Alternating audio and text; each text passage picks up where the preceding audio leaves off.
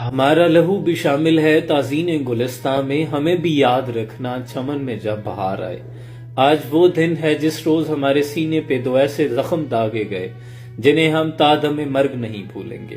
ایک تو سانحہ پشاور جس روز ننھے پھولوں کو شہید کیا گیا، کئی ماؤں کے لخت جگر ان سے چھین لیے گئے، اور دوسرا مشرقی پاکستان سکوتر ڈھاکہ آج ہی کے روز، آج سے 51 برس پہلے ہمارے بازو ہم سے جدا ہو گئے تھے۔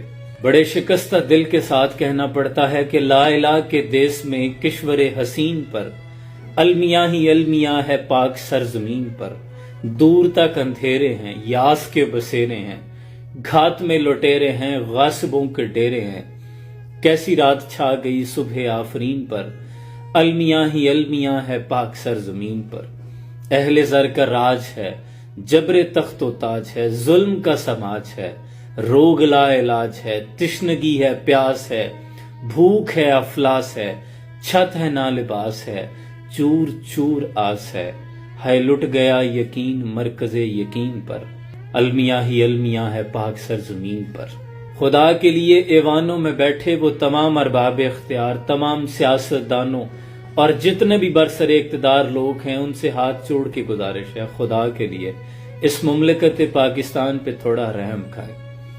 اس کی بنیادوں کو کئی شہداء نے اپنے خون سے سینچا ہے، کئی ماؤں نے اپنے لخت جگر قربان کیے ہیں، کئی ہاتھوں پہ مہندیاں لگی رہ گئی اور انہوں نے اپنے شوہر وطن کی آزادی پہ قربان کر دیے۔